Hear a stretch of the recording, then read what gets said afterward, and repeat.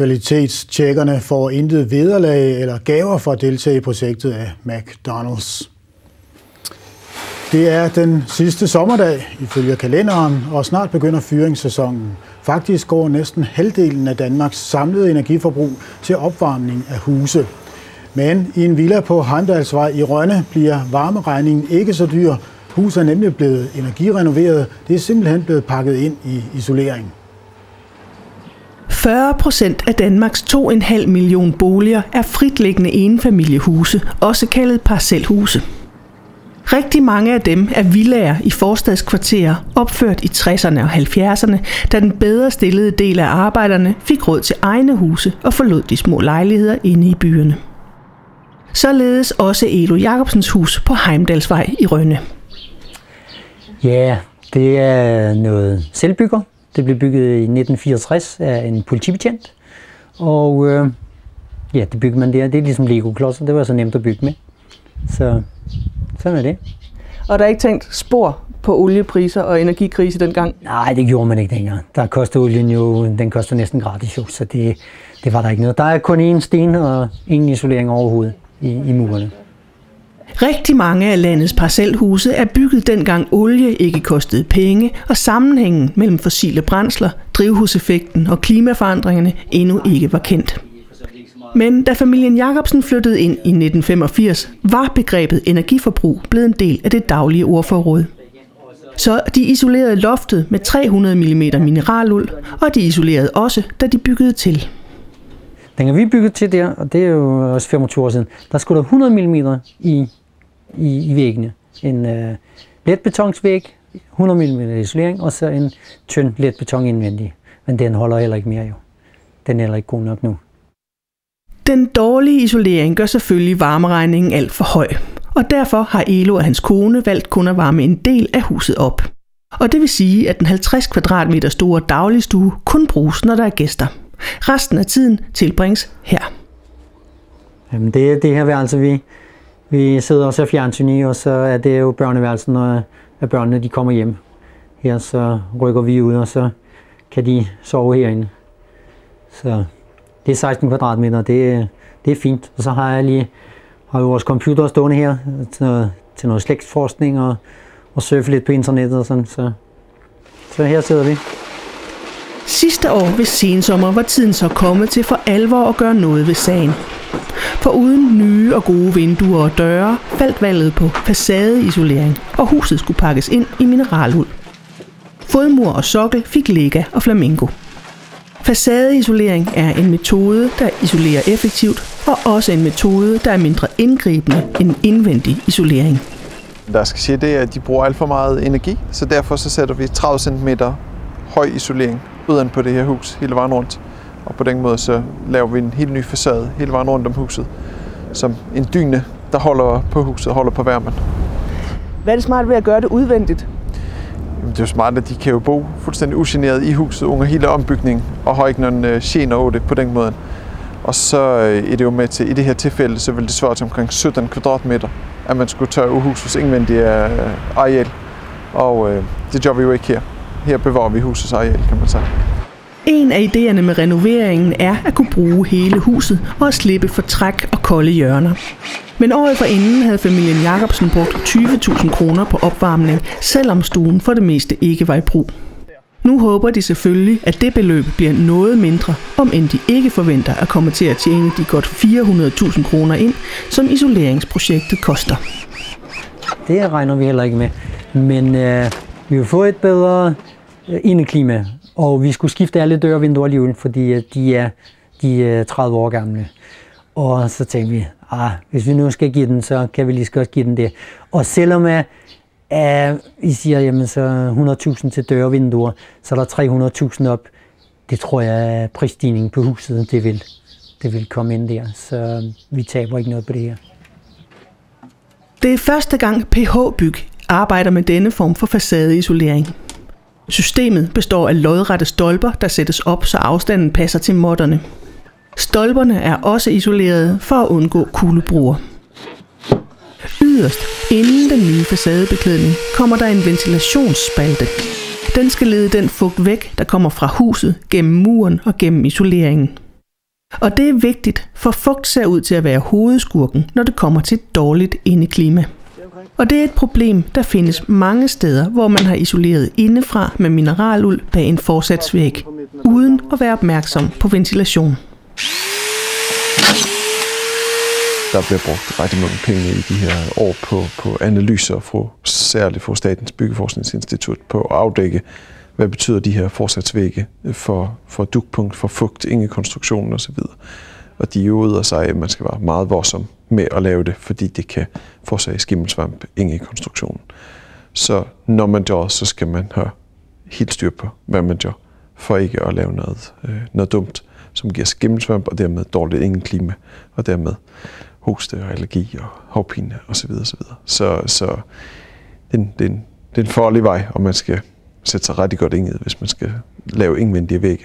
Så alle eksperter peger på undgå indvendige vægge og lave udvendig facadeisolering i stedet for. Facadeisolering er en nem og effektiv måde at isolere på, og det passer som fod i hose til mange boliger af parcelhustypen. Men det er ikke løsningen alle steder. For eksempel er det ikke alle steder, det kan lade sig gøre at forlænge taget, så der kan blive plads til isoleringen. Og når eksperterne de siger, at de ikke synes, man skal isolere på indvendig side, og man bruger alt for meget varme, og så siger man, hvad gør vi så ved de her vægge, og vi kan ikke gå ud af, så har man jo et problem. Og det har jeg ikke svaret på, men det er der måske nogen, der finder ud af de næste par år.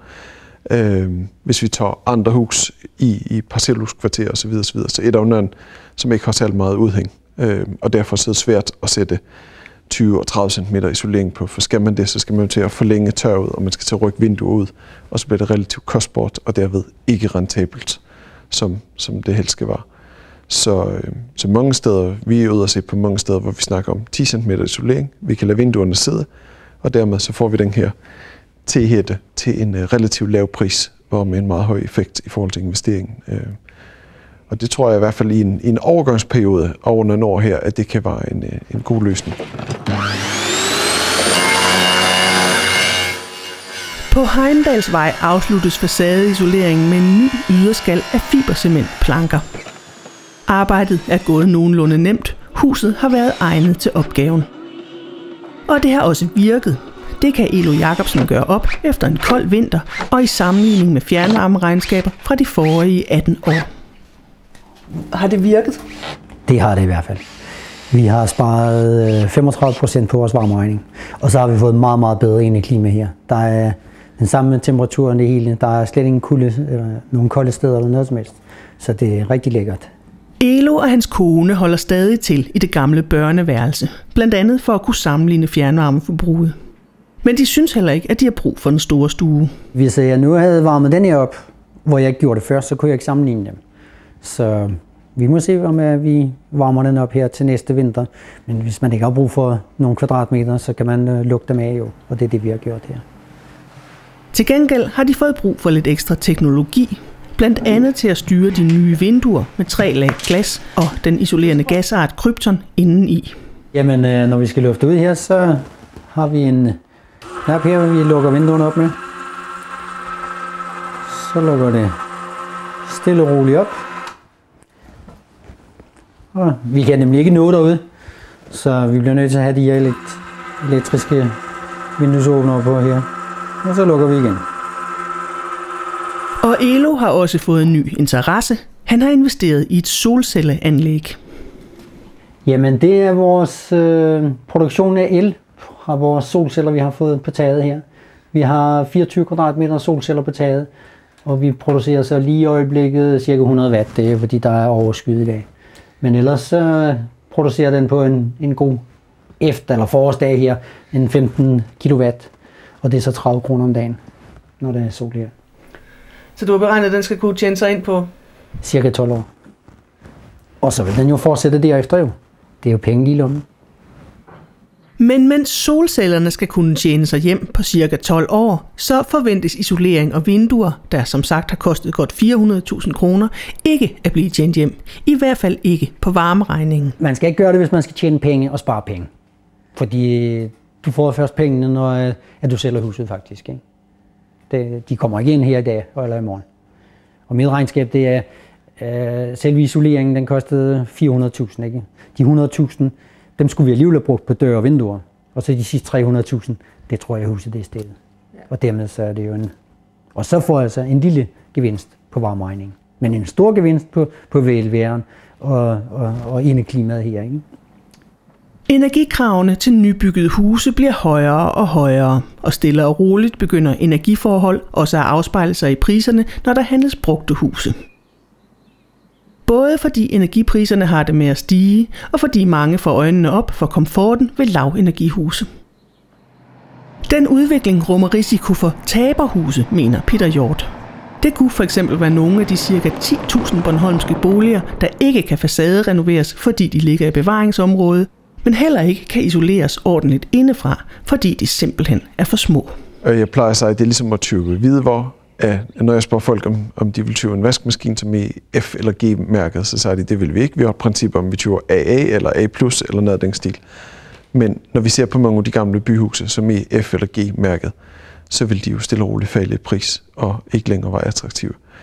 Og det kalder jo på nogle reformer og nogle tanker hos nogle politikere til sig, men er de værdiløse om nogle år, fordi de simpelthen er for dyre at varme op. Det koster for meget CO2 og så videre. Skal de rives ned? Hvad skal der ske? Skal der ske sanering over vores bydele og så videre? Jeg er meget spændt på at se, hvor det ender henne. Ja. Men noget skal der ske, fordi vi har ikke råd til at bo i uisolerede huse. Og hvis vi ikke kan sætte isolering på indvendig side, og vi ikke må på udvendig, så har vi et problem.